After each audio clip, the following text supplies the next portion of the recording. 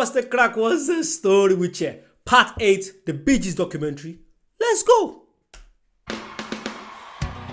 The brothers poured their broken hearts into a new album, One. The title song was a worldwide success. I love this song. I love this song. I absolutely love it. I'm play for you. Woo!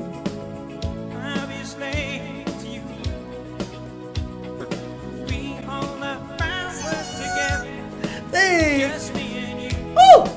Just me and you. Hey! Someday, baby, you and I should be one. Woo! My God!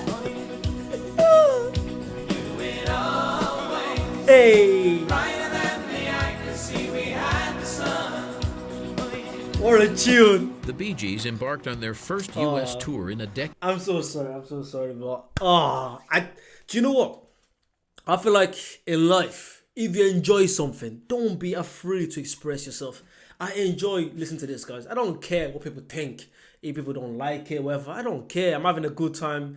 You guys don't realize how much I love reacting to something that I actually, enjoy. Do you know what I mean? I've reacted to Bee Gees probably like 50 times now, probably, and I never get sick of them. I probably would never get sick of them, and I actually love this. So that's why I'm so expressive. If I like something, I just show it. You know what I mean? I don't care. Let's go. Decade, followed by the album High Civilization, then a European tour. What the public didn't know was that Barry, the rock-solid older brother, was battling a serious back problem. Ooh. It was literally agony doing Europe, and after that I couldn't walk. And when you sing falsetto, it's a hell of a high range to go to. You need your back, and it's agony when you do it because you feel it before you've even taken half a breath. So Barry was going through all that stuff. I don't know how he did it, but he didn't want to do a bad show. If you reach the point where you ask for back surgery, you're in trouble. And there was no recourse because, I was basically a cripple at that point if I didn't have back surgery. Are you ready? You guys ready? In the early 90s, Barry wasn't the only brother living in constant pain. Morris's social drinking had turned into full-blown alcoholism. He was finding it more and more difficult to fulfill his responsibilities as a brother, a father, and a husband. It really took a long time. When it interferes with you as a family, then that's definitely when it's a problem. For me, it's an ongoing battle. It's not, you don't really win. It's something, if I'm an alcoholic, I'm an alcoholic for the rest of my life. Since I've been in my recovery program, it's changed my life, my health, my wife, my kids, my career. Again, through him, I absolutely just love their honesty. There's no reason for them to be dishonest. They've made millions, you know what I mean? Like, they're not doing this for money. Don't get this wrong. I feel like when they did this documentary, there was absolutely no monetary, there was no monetary advantage for it. They're just doing it because they know how much their fans care for them and just want to let people into their lives, which I absolutely love. Because the more you watch all this, the more you get to know them and you get to know why they did what they did, the songs they sang, the words they said, why it is what it is. And I absolutely love them. I just love them. Sorry, again, I'm just being too expressive. Expressive, is that word? I think it is. Let's go.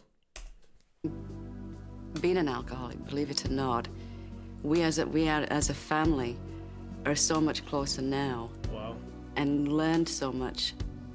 We communicate much more. The kids can talk to me or Morris about anything.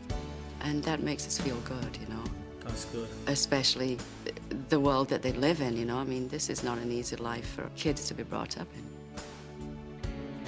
I'm very proud of Morris because he's gone through an awful lot. It's just wonderful the way he's turned his whole life around.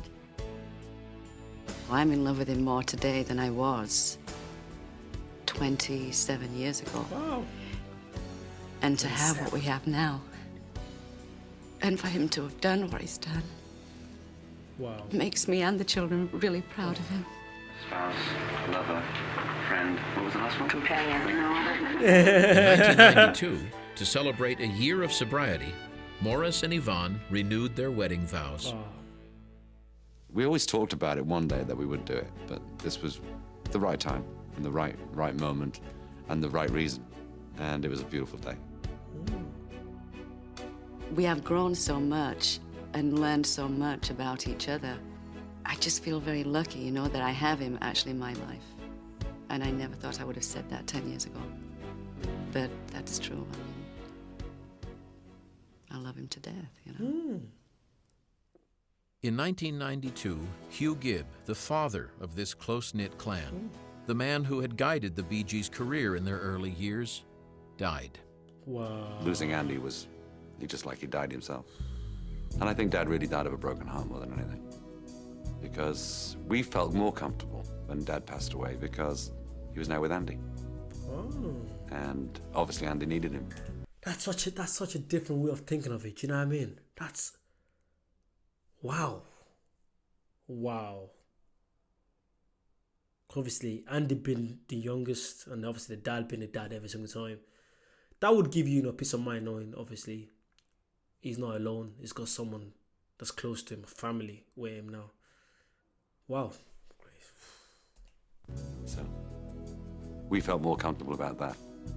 1992 was also the year Barry and Linda welcomed a new blessing, a baby girl, Allie.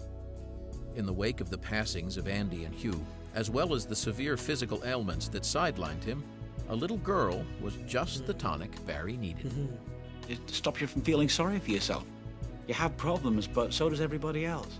And then suddenly this little angel comes along. I came back to life in a way because of Allie, you know. She distracted me from feeling sorry for myself. Wow. And I gave all my energy to her and her mother. And once again, that's that. It's family. You know, you got to have that foundation before you have anything else. You know, for me. True.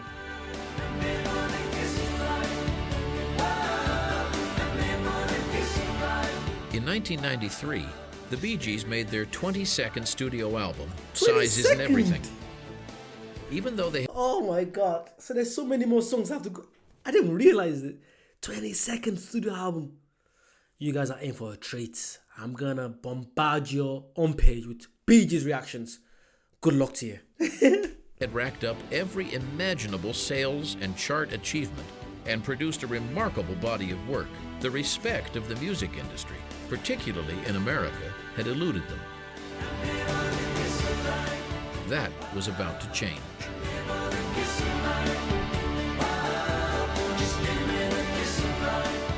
When your music or any creative endeavor starts to endure over a span of 4 decades, as the Bee Gees had by the 90s, then you're starting to be relevant for a lifetime. And that's a very, very difficult thing to do. Hit. The unexpected happened. The music industry and the media began to reevaluate the Bee Gees' place in rock history. It's a colossal honor for me to present this award to a group who've been going for 30 years. Wow. To put that in perspective, 30 years. Our newcomers here tonight will have to keep going to the year 2027 to equal the achievements of the Brothers Gibb. Woo! The boys. The boys. Having the word British stamped on it is, we always wanted to be recognized by the country we were born in. And to have that is wonderful. The attention that the Bee Gees got in the late 90s was really, really long overdue. Robert Stigwood, as the greatest showman in the world, if you don't accept this award alongside us tonight, then we will not accept it either. But I was so proud of my lads. So I thought it was overdue recognition for them. After they got the award, Lifetime Achievement, they then did a set of 7 or 8 of their biggest hits in front of a huge industry audience. Yeah! But it wasn't just the people in the industry, it was kids. I mean, I took my own kids who were, at that point, 19, 21. Yeah! And what amazed me was that how my children and their friends of the same age group, they knew all the songs. Yeah! And the place went bananas.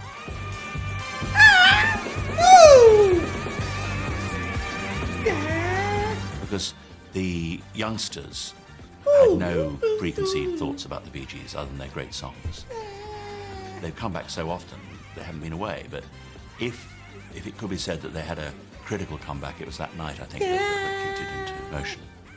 And the industry had finally realized that they were world beaters up there with the best. Yeah.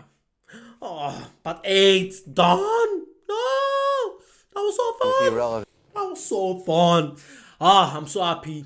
Literally, I really enjoyed that. I felt like we needed that after part 7 because part 7 was so sad.